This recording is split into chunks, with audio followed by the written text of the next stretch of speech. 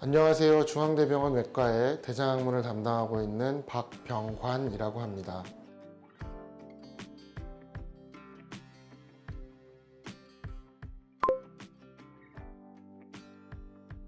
세계적으로 좀 주목하고 있는 것 중에 하나는 조기 발병 대장암이 꽤 늘고 있다는 겁니다. 우리나라 국가암검진 사업에서도 50세 이상에서부터 대장암 조기 선별 검사를 시행을 하고 있는데 50세 이전에 진단이 되는 암들을 저희 통상적으로 조기 발병 대장암이라고 이야기를 하고 있는데요. 조기 발병 대장암이 굉장히 늘고 있는 추세고, 이러한 원인에 대해서 여러 가지 분석들이 나오고 있는데, 어떤 식습관과 그리고 이제 생활 환경들이 좀 더 이렇게 발전되면서 혹은 그 유전성 대장암의 포션들이 늘어나고 있는 것이 아닌가라고 이렇게 생각을 하고 있습니다. 그 조기에 진단이 돼서 적극적으로 치료를 하면 완치를 언제든지 바라볼 수 있는 암인데, 일부 환자의 경우는 증상이 있어도 이제 아까 얘기 드렸듯이 소화불량이나 이런 비특이적인 증상 때문에 조기에 진단되기보다는 어느 정도 이제 암이 진행된 다음에 진단이 되는 경우들이 있습니다. 소화불량 혹은 복통, 그다음에 변비, 설사, 드물게 혈변 이런 증상들이 나타나지만, 사실은 이러한 증상들은 대장암의 어떤 특이적인 증상이라고 이야기하기가 굉장히 어렵습니다. 실제로 대장암이 진단돼서 외래에 오시는 환자분들 중에는 나는 아무 증상이 없는데 왜 대장암에 걸렸냐 이렇게 질문하시는 분도 있지만, 대장암과 증상을 연관지어서 생각하기는 사실은 아직은 무리가 좀 있다고 얘기 드릴 수 있을 것 같습니다. 국가에서도 암검진 사업을 하고 있고, 실례로 많은 이제 의사 선생님들이 대장암 검진을 받도록, 대표적으로 이제 대장 내시경을 받도록 저희가 권고를 하고 있는데요. 왜냐하면 증상만 가지고 저희가 대장암을 예측하기는 아직은 굉장히 무리가 있기 때문에. 외국에서 보고된 통계에 따르면 전체 혈변이 있었던 사람 중에 대장암이 확진되는 환자는 0.1%로 보고가 되고요. 혈변으로 인해서 병원을 찾은 환자들 중에서는 약 3%, 그리고 혈변과 함께 변비나 설사와 같이 배변 습관이 변화된 환자에서는 약 9%에서 대장암이 확진이 되었다 이렇게 이야기를 합니다. 많은 분들이 혈변과 대장암과의 관계를 많이 물어보시는데요. 사실은 혈변뿐만 아니라 여러 소화기에서 발생할 수 있는 증상들과 대장암은 연관성이 많이 떨어진다고 얘기를 드릴 수 있습니다. 좀 전에 말씀드렸듯이 전체 인구 중에 혈변을 보는 환자들 중에 대장암 확진율은 약 0.1% 밖에 안 되기 때문에 어떤 증상 하나가 대장암을 예측하거나 반영한다고 보기는 좀 어렵고, 사실 혈변의 가장 큰 원인은 치핵, 우리가 치질이라고 얘기하는 치핵이 훨씬 더 많습니다. 하지만 대장암 환자 중에 일부에서 암에서 발생하는 피 때문에 혈변이 증상으로 나타나는 수가 분명히 있기 때문에 혈변을 대장암과 완전히 분리해서 생각할 수도 없지만, 또한 혈변 자체가 100% 대장암의 원인이다 이렇게 보는 것도 조금 무리가 있을 거라고 생각합니다. 치질과 대장암 자체는 완전히 다른 질환이고 아무 연관성이 없다라고 이야기를 할 수 있습니다. 대표적으로 우리가 유전성 대장암이라고 이야기하는 경우는 크게 두 가지가 있는데요. 가족성 선종성 용종증이라고 하는 것과 그다음에 유전성 용종성 대장암이라고 하는 대표적인 두 가지의 선천적인 유전자 결함으로 인해서 대장암이 생길 확률이 훨씬 더 올라가고 대장암에 취약한 상태를 말합니다. 그 외에 환경적 요인은 잘 알려져 있듯이 육류 위주의 식습관, 그다음에 흡연, 음주, 비만 등과 같은 요인들을 이야기할 수 있겠고, 또 하나는 요즘 많이 증가하고 있는 궤양성 대장염 혹은 크론병이라고 하는 염증성 장질환, 장에 염증이 생기는 질환이 있는데요. 그러한 경우에도 대장암의 환경적인 요인이다라고 이야기할 수 있을 것 같습니다. 그래서 대장암의 원인을 어떤 한 가지로 뽑기보다는 유전적, 환경적인 요인들이 합쳐져서 발생되는 결과다 이렇게 말씀을 드릴 수 있을 것 같습니다. 대장암의 치료의 가장 핵심적인 치료는 수술입니다. 제가 외과 의사이기도 하고, 일단은 원발암과 주변에 이제 퍼져 있을 수 있는 임파선들을 수술로 몸에서 제거를 해주는 것이 대장암의 이제 가장 핵심적인 치료라고 얘기할 수 있고요. 사실은 대장암은 크게 결장암과 직장암으로 나눌 수 있겠습니다. 항문에서부터 이렇게 곧게 뻗어져 있는 요 약 15cm 정도의 부위를 직장이라고 이야기하고 그 외에 나머지 부위를 저희가 결장이라고 이야기를 합니다. 제가 이렇게 대장을 두 부위로 나눠서 설명을 드리는 이유는 두 부위에 따라서 치료 방법이 달라지기 때문입니다. 결장암의 경우는 수술을 먼저 시행하는 것이 가장 핵심 치료고 수술 후 병기에 따라서 2기나 3기에서는 항암 치료를 받게 됩니다. 수술과 항암 치료가 결장암에 있어서는 가장 핵심적인 치료고 흔히들 환자들이 방사선 치료나 다른 면역 치료, 양성자 치료들을 여쭤보시는데 그거는 일단 진단된 결장암에서의 치료보다는 전이가 됐거나 재발이 됐거나 하는 경우에 선택적으로 사용할 수 있게 되겠습니다.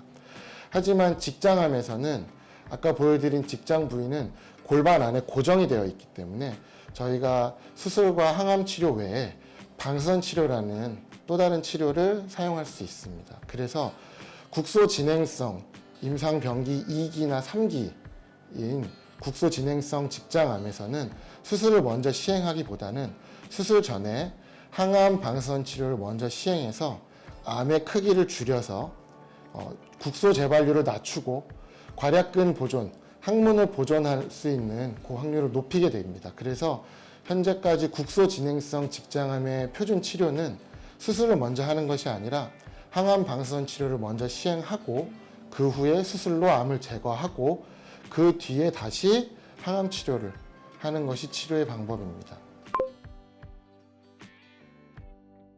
수술의 가장 큰 원칙은 암이 있는 암 부위만 제거하는 게 아니라 암이 있는 부위를 포함해서 암 주변에 혹시 있을지 모르는 암 세포들과 그리고 이 대장에 혈류를 공급하는 혈관을 따라서 임파선들이 존재합니다. 임파선이라는 얘기들을 많이 들어보셨을 텐데요.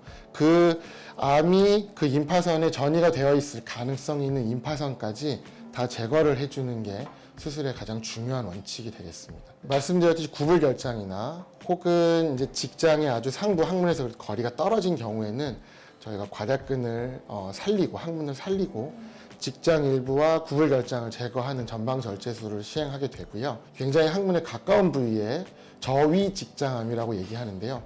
그런 경우에 생기는 직장암의 경우는 과거 같은 경우는 거의 대부분의 환자들에서 복회염 절제술이라고 해서 항문을 다 제거하고 배에 인공항문, 장루를 만들어서 이 장루를 통해서 배변을 했던 그런 치료들을 했었습니다. 하지만 아까 잠깐 말씀드렸듯이 직장암의 표준 치료가 수술이 먼저가 아니라 항암 방사선 치료를 통해서 암의 사이즈를 줄이고 주변의 암세포들의 잔존 암세포들을 깨끗하게 만들면서 저희가 또한 수술 기법이 많이 발전해서 요즘은 굉장히 많은 환자들에서 괄약근, 항문을 보존할 수 있게 되고 항문을 제거해야 되는 경우는 항암 방사선 치료 후에도 괄약근 침범한 부위가 제대로 줄어들거나 암이 제대로 사멸하지 않았을 경우에는 부득이하게 항문을 제거할 수밖에 없는 그렇게 되고 있습니다. 대장암이 생긴 위치에 따라서 결정이 되고요.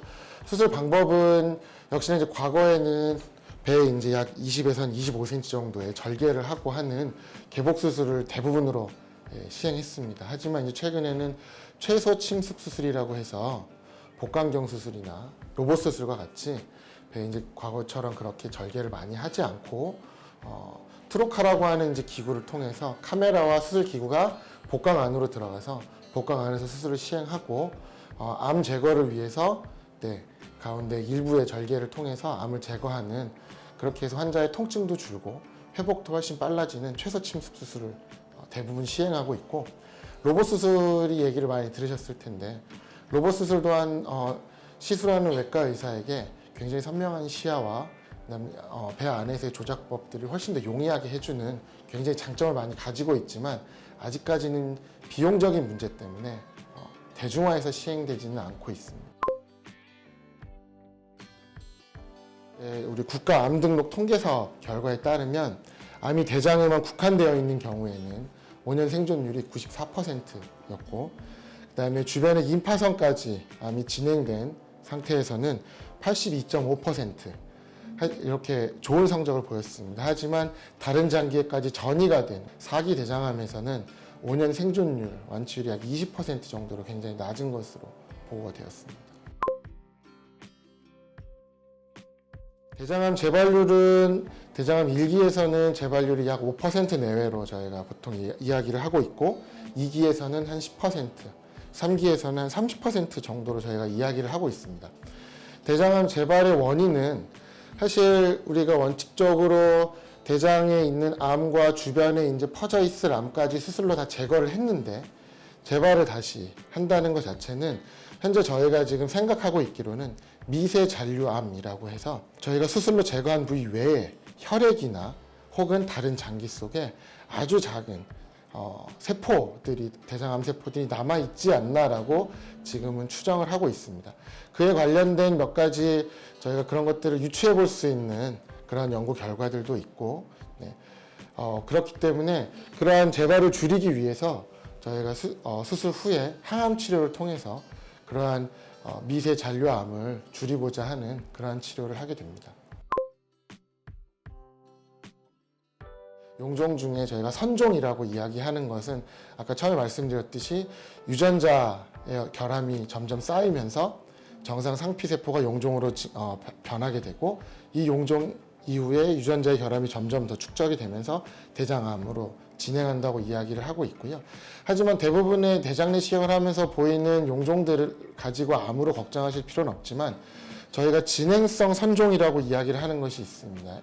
사이즈가 1cm보다 크다거나 이런 진행성 선종에서는 약 2에서 5% 정도에서 대장암이 같이 발견될 수 있다, 이렇게 보고들이 되어 있습니다.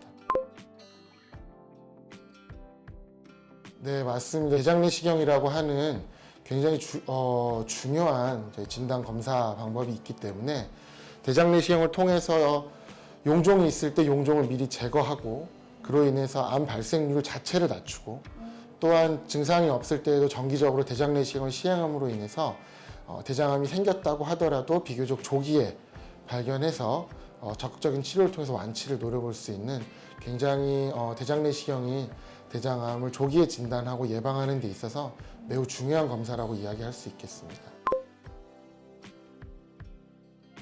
한 가지는 생활습관 개선을 통해서 암을 예방하는 것, 또 하나는 조기 검진을 통해서 무증상 때 여러 가지 검진 프로그램을 통해서 조기에 검진하는 것, 그리고 또 하나는 암이 진단된 후에 적극적인 치료를 통해서 암 정복을 이제 이루자, 이렇게 이야기를 하고 있고요.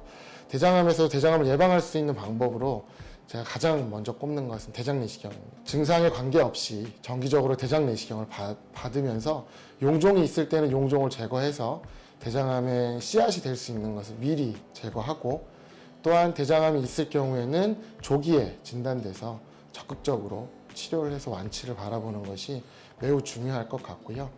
여러 환자분들이 음식이나 생활습관, 운동 이런 것들로 인해서 대장암 예방과 관련해서 질문을 하시는데 건강한 식습관, 또 뭐 육류 위주가 아닌 골고루 식단 관리를 하거나 혹은 체중을 조절하거나 운동을 정기적으로 하는 것은 비단 대장암 예방뿐만 아니라 우리의 건강한 삶을 위해서 매우 중요한 부분이라고 말씀을 드릴 수 있겠습니다. 하지만 그러한 부분들을 했다고 해서 대장암이 100% 예방이 되는 것이 아니기 때문에 정기적인 대장 내시경을 통한 대장암 검진이 매우 중요한 축이 될 수 있다, 이 얘기를 할 수 있겠습니다. 우리나라의 대장암 치료 성적은 세계 탑급입니다. 굉장히 치료 성적이 좋고 또한 치료 기법도 굉장히 우리나라에 선도하고 있고요. 그렇기 때문에 대장암에 진단이 되었다고 해서 너무 낙심하거나 걱정하기보다는 적극적인 치료를 통해서 완치를 충분히 바라볼 수 있는 그러한 암이기 때문에 대장암 환자분들에게 제가 항상 진료실에서 하는 말씀이고요. 수술 기법도 많이 좋아졌기 때문에 수술을 잘 받고 수술 후에 또한 열심히 항암 치료를 받고 희망을 갖고 적극적으로 치료에 임하시라고 말씀을 드리고 싶습니다.